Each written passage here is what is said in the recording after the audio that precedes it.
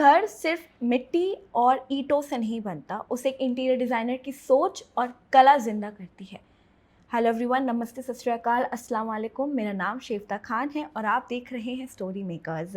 आज हमारे साथ एक ऐसे इंटीरियर डिज़ाइनर जुड़े हैं जिन्होंने अपनी विजन और मेहनत से हर स्पेस को एक नई पहचान दी है।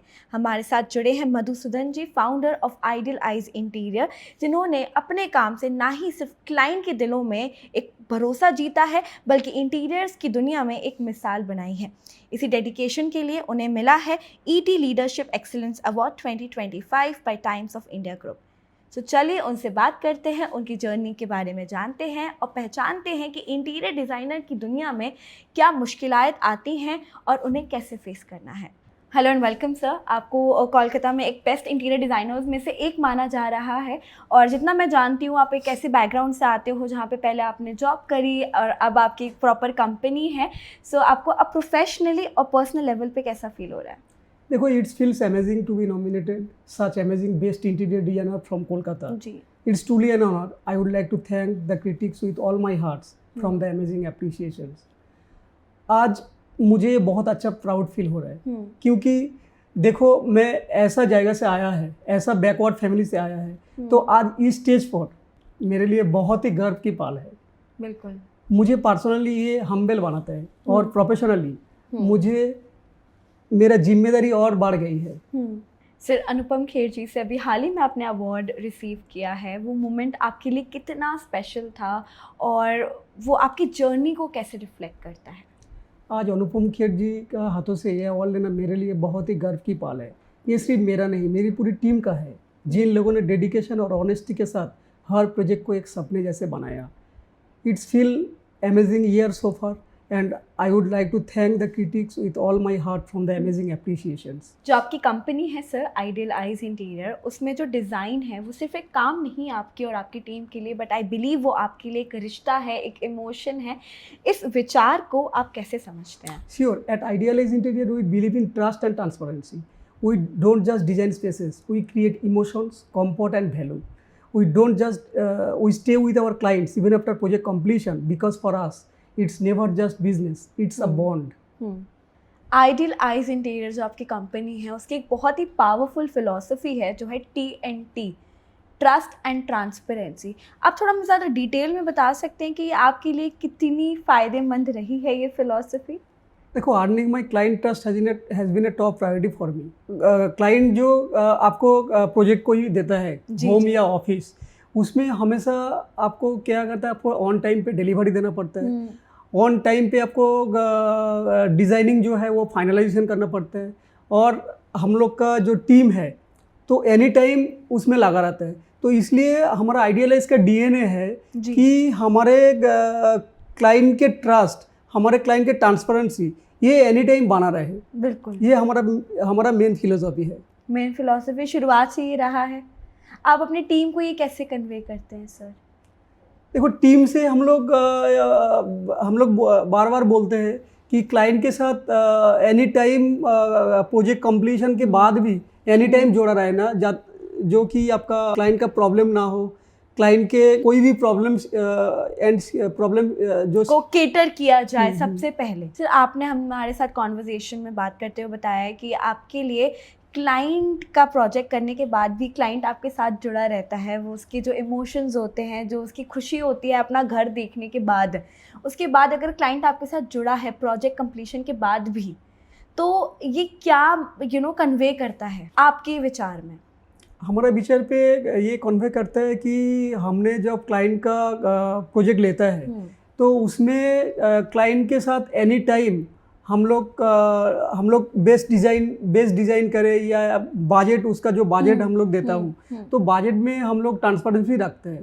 तो इसलिए हमारा प्रोजेक्ट कंप्लीट होने के बाद भी हम लोग एनी टाइम हम लोग फॉलो अप करते हैं कि सर आपका कोई प्रॉब्लम हो रहा है या कुछ ऐसा कुछ प्रॉब्लम है तो आप बोलिए, तो फिर उस हिसाब से हम लोग सर्विस प्रोवाइड करते हैं। मान के चलिए कि मैंने आपको एक अपना घर बनाने का एक प्रोजेक्ट दिया और घर बनाने के बाद मुझे कोई भी दिक्कत आई, तो मैं आपसे कितने टाइम में रीच कर सकती हूँ कि अच्छा सर ये दिक्कत आ रही है? आपकी टीम मौजूद होती है फिर प्रोजेक्ट कंप्लीशन के बाद भी? हमारा टीम इसमें एनी टाइम मौजूद होता है। एनी टाइम मौजूद है क्योंकि देखिए इसमें हमारा मेन सर्विस प्रोवाइड काम है, तो सर्विस हम लोग अगर नहीं देंगे तो फिर क्या फ़ायदा? फिर क्या फ़ायदा एक इंटीरियर कंपनी को हायर करने का? और सबसे बड़ी बात मैं कहना चाहूँगी कि अगर आपको एक रिकग्निशन मिला है अनुपम खेर जी से, तो वो अपने आप में बहुत बड़ी बात है।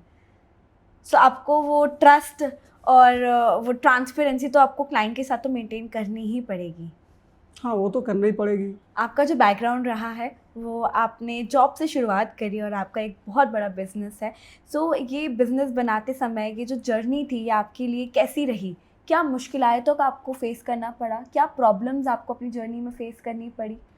शुरुआत में क्लाइंट का ट्रस्ट जीतना और एक अच्छा स्ट्रॉन्ग टीम बनाना मेरे लिए बहुत बड़ा चैलेंज था जी। तो ये जब मेरा हो गई, फिर मुझे एक अच्छे तरीके से उसका हैंडओवर देना, हाँ। और टाइमली डिलीवरी करना बहुत ज़रूरी है। ये बहुत ज़रूरी होता है। करेक्ट। तो इसमें आपको कभी थोड़ी मुश्किलात आई हैं? कभी प्रॉब्लम्स आई हैं जब आपने एक नई टीम को जोड़ा अपने साथ अपनी टीम में?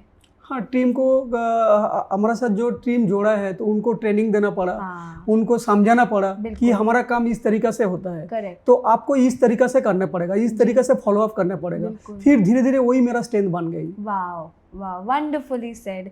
क्योंकि क्या होता है ना कि टीम को पहले सिखाना पड़ता है, सबका एक अपना तरीका होता है कोई भी काम करने का सर। चाहे आप इंटीरियर डिज़ाइनिंग की कंपनी चला रहे हो, चाहे आप डॉक्टर हो, चाहे कोई भी हो, पर जब आपके अंडर कोई काम करता है तो उसका एक अलग माइंडसेट होता है, अलग तरीके सोचने का तरीका होता है, काम करने का तरीका होता है। और जब वो आपके साथ जुड़ते हैं तो वो दो थॉट्स होते हैं वो क्लैश करते हैं, और जब वो क्लैश करते हैं तो वो टीम स्ट्रांग नहीं बन पाती है। यहाँ पे आपने जो बहुत अच्छा काम किया वो है टीम को समझा, और आपकी टीम ने आपके काम करने के तरीके को समझा, एंड वो आपकी, सही कहा आपने, बहुत बड़ी स्ट्रेंथ बन गई। तो अभी हमने टीम के बारे में बात करी है, सो आप थोड़ा अपनी टीम के बारे में बताइए। आपके साथ टीम में और कौन कौन है आपके अलावा? देखो, मेरा टीम पे मेरा भाई भी मेरे साथ जुड़ा हुआ है, तो इसके वजह से क्या है, वो मेरा प्रोजेक्ट संभाल लेता है। हाँ। और मैं क्या करता हूँ, मैं क्लाइंट डीलिंग सेट करता हूँ और क्लाइंट मीटिंग सेट करता हूँ, तो इसकी वजह से मेरा थोड़ा सुविधा होता है। नहीं, ये तो आपने बिल्कुल सही बोला कि जो एक परिवार होता है, और अगर परिवार में से कोई आपके कंपनी में जुड़ा हो तो वो सबसे बड़ा, सबसे स्ट्रॉन्ग पिलर साबित होता है, तो वो आपका भाई रहा है। बिल्कुल सही कहा। कोई ग्राफिक डिज़ाइनर्स और भी लोग हैं आपकी टीम में? सर, इंटीरियर जो डिज़ाइनिंग है वो एक प्रोफेशन नहीं, एक आर्ट है, कह लें एक क्रिएटिविटी है। तो आप अपने डिज़ाइंस को कैसे अलग रखते हैं? प्रैक्टिकलिटी में कैसे उसको मेंटेन रखते हैं कि अच्छा ये आपका डिज़ाइन है और ये क्रिएटिव के साथ साथ प्रैक्टिकल भी है निजी दुनिया में? हम लोग यही कोशिश करते हैं कि क्लाइंट के अकॉर्डिंगली एंड क्लाइंट के जो रिक्वायरमेंट है उस हिसाब से हम कोशिश करते हैं कि उस हिसाब से हम लोग डिज़ाइन सेट करें। हाँ। और हमारा जो डिज़ाइनर जो टीम है उन लोग जो डिज़ाइन लाते हैं तो हम लोग फिर बोलते हैं कि नहीं, ये तो हम लोग दूसरा जगह पे ऑलरेडी कर चुके हैं। हाँ। तो हम लोग रिपीट नहीं करेंगे, हम लोग कुछ नया करेंगे, कुछ इनोवेटिव करेंगे, तो ताकि क्लाइंट को बेहतर लगे और अच्छा लगे, संतुष्टि भी मिलती है कि जो मेरा घर है ये कुछ सिमिलर नहीं लग रहा है, ये उनके जैसा नहीं लग रहा है, ये उनके जैसा नहीं लग रहा है, गूगल से उठाया हुआ नहीं लग रहा है, ये उनका घर, उनका पर्सनल फीलिंग लाता है। सो ये जो इंटीरियर डिज़ाइनर्स होते हैं वो ये तो मेंटेन कर ही पाते हैं कि सबको एक प्रोफेशनली, क्रिएटिवली डिज़ाइंड, पेटेंटेड घर मिले। जो एक ट्रस्ट फैक्टर आता है सर किसी भी बिज़नेस में, और अगर वो बिज़नेस हो एक घर जिसमें 4 दीवारी में लोग रहते हैं, परिवार रहता है, और जब वो अपने घर का कॉन्ट्रैक्ट, अपने मकान का कॉन्ट्रैक्ट एक इंटीरियर डिज़ाइनर को देते हैं कि भाई आप मेरा ये घर बना दो, तो उसमें जो एक ट्रस्ट फैक्टर होता है वो बहुत इम्पॉर्टेंट होता है। बट कभी ऐसा हुआ है, कोई ऐसा एक्सपीरियंस हुआ है आपके साथ कि आपने किसी का घर बनाया और वो आपके पास आए और उन्होंने बोला कि कमाल कर दिया? हाँ, ऐसा तो मेरा हर प्रोजेक्ट में ऐसा ही होता है। हाँ? हर प्रोजेक्ट में, क्योंकि देखो हम लोग जो डिज़ाइन करते हैं तो हम लोग एकदम अलग तरीका से करते हैं। जो हमारा एकदम न्यू टेस्ट है, जो न्यू लॉन्च हुआ है, वो मटेरियल हम लोग ढूंढते हैं। हाँ। तो उस वजह से हमारा हर प्रोजेक्ट एक सपने जैसे होता है। हर प्रोजेक्ट एक सपने जैसा होता है, बिल्कुल सही कहा आपने। मटेरियल की बात करी, तो जब आप मटेरियल चूज़ करते हैं तो क्या आपकी टीम में सिर्फ आपकी टीम इस प्रोसेस में रहती है, या आप भी ऑन ग्राउंड जाके उस मटेरियल को चेक करते हैं, उसकी ड्यूरेबिलिटी को चेक करते हैं? इसमें मैं टीम तो करते ही है, तो साइड बाय साइड मैं भी खुद इन्वॉल्व होता हूँ। जहाँ पे प्रॉब्लम आता है, जहाँ पे कोई मटेरियल सिलेक्शन में प्रॉब्लम आता है, तो मैं खुद वहाँ पे मौजूद होता है। अच्छा। तो उसमें मैं क्लाइंट के बातों से मुझे समझ में आता है कि हाँ ये बजट का हमारा करेंगे, उनका बजट है और ये आप डिलीवर कर सकते हो उनके बजट में। इन्वॉल्वमेंट की बात करी अभी हमने, आपकी टीम में क्या इन्वॉल्वमेंट है? आप किस प्रोसेस में सबसे ज़्यादा रहना पसंद करते हो? क्लाइंट डीलिंग में रहना पसंद करते हैं, या मटेरियल जब चूज़ होता है, या फिर फाइनल आउटपुट जब जा रहा होता है, आप किस प्रोसेस में अपने आप को सबसे ज़्यादा देखना पसंद करते हैं? देखिए, मैं तो क्लाइंट का बजट देखता हूँ, क्लाइंट का मेन डिज़ाइन देखता हूँ, क्या हमारा कॉन्सेप्ट होगा और हमारा अलग कैसे होगा, तो ये चीज़ हम लोग देखता हूँ। कि आप किस प्रोसेस में, घर बनने के किस प्रोसेस में अपने आप को सबसे ज़्यादा देखना पसंद करते हैं? ऑन ग्राउंड पे, या ऑफिस में, या जो सिलेक्शन होता है, मटेरियल सिलेक्शन होता है, उसमें आप सबसे ज़्यादा अपने आप को किस प्रोसेस में देखना पसंद करते हैं? देखिए, मेनली तो मैं प्रोजेक्ट का डील जब होता है तो उस टाइम से मैं इन्वॉल्व रहता हूँ, और एंड टू एंड मुझे देखना पड़ता है। बिल्कुल। जब तक मैं नहीं देखूंगा तो फिर मेरा प्रोजेक्ट उस हिसाब से बनेगा नहीं। तो मुझे एंड टू एंड देखना पड़ता है।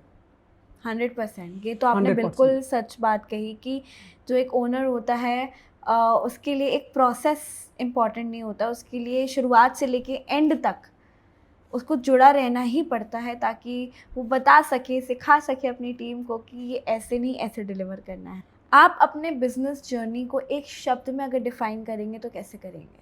ये ट्रांसफॉर्मेशन है। Transformation, well done, well said. ये बात तो सही बोली आपने। घर का ट्रांसफॉर्मेशन हुआ है, आपकी लाइफ का ट्रांसफॉर्मेशन हुआ है, और सबसे बड़ी बात है आपके करियर का ट्रांसफॉर्मेशन हुआ है। लाइक यू मैंशनड सर कि you come from a very backward family, so वहाँ से आने के बावजूद आपने हिम्मत करके एक जॉब ली, इंटीरियर डिज़ाइनिंग का कोर्स सीखा, क्राफ्टमैनशिप सीखी, क्रिएटिविटी बिल्ड करी, और आज आपका कितना बड़ा सक्सेसफुल बिजनेस है। तो एक ट्रांसफॉर्मेशन तो बिल्कुल रहा है आपकी ज़िंदगी में। जी, क्योंकि मैं क्लाइंट का सिर्फ घर नहीं बनाया, मुझे भी ट्रांसफॉर्म किया है मेरा पर्सनल लाइफ पे। 100%। ये आपकी एक स्ट्रगल जर्नी ही रही है एक तरीके से देखा जाए तो। किसी एक इंसान को आप थैंक यू बोलना चाहते हैं आज? श्योर, मैं आर्किटेक्ट अरिजीत सर को मैं धन्यवाद देना चाहूँगा कि मुझे इस लाइन पे लेके आया और मुझे ऐसे टेक्निकलिटी सिखाया, तो जो मेरा रियल लाइफ वर्क पे मुझे बहुत कुछ सीखने को मिला। बिल्कुल। जो एक डिज़ाइनर होता है सर, उनका एक ड्रीम प्रोजेक्ट तो हमेशा से रहता ही है कि मुझे ये डिज़ाइन करना है, मुझे उस सेलिब्रिटी का घर डिज़ाइन करना है, इस क्रिकेटर का घर डिज़ाइन करना है। पहला सवाल मेरा आपसे, आपने किसी बड़े पर्सनालिटी का घर डिज़ाइन किया है जिसे आप कह सकते हो आज गर्व से कि हाँ मैंने उनका घर डिज़ाइन किया है? मैं टीसीजे ग्रुप का बड़ा प्रोजेक्ट किया है। हाँ, टीसीजे ग्रुप का जी। एंड रीगल इंफ्रास्ट्रक्चर को किया हूँ। और कोई सपना है कि आगे किसी बड़े इंसान का आपको घर डिज़ाइन करने का मौका मिले तो किसका होगा वो घर? हाँ ज़रूर, मैं एक दिन मैं चाहता हूँ कि कोई बॉलीवुड स्टार का घर बनाऊँ। तो वो कौन से एक बड़े सेलिब्रिटी होंगे बॉलीवुड से जिनका आप घर डिज़ाइन करना पसंद करेंगे? मैं अर्जुन कपूर का घर बनाना चाहता हूँ। अर्जुन कपूर आपके फेवरेट है? जी। Well said sir. हम आ गए हैं अपने एपिसोड की एकदम लास्ट लैप्स पे, जो आखिरी कड़ी होती है। मैं आपसे जाते जाते एक ही सवाल पूछना चाहूँगी कि आप अपनी कंपनी को अगले आने वाले 5 साल में कहाँ देखना पसंद करेंगे? अभी तो फिलहाल मैं पैन इंडिया लेवल पे मैं काम कर रहा हूँ, ठीक है, तो मैं आगे मैं इंटरनेशनली भी ग्लोबली में काम कर पाऊँ, तो ये मेरा कोशिश है। Well said sir. आपको और आपकी कंपनी को मेरी तरफ से और जहाँ यहाँ पे जितने भी लोग मौजूद हैं उन सब की तरफ से बहुत बहुत congratulations and all the best for your future. आप बहुत मेहनत से यहाँ तक पहुँचे हैं और मैं और हम सब यही प्रार्थना करेंगे कि आप आगे भी इसी मेहनत से, इसी जज्बे से आप आगे बढ़ें और इंटीरियर डिज़ाइनर की कंपनी में अपना नाम हासिल कर लें। सो आपको बहुत बहुत शुक्रिया आज के हमारे शो पे आने के लिए और हम आपसे मिलते हैं किसी शो में। Thank you so much. Thank you so much sir.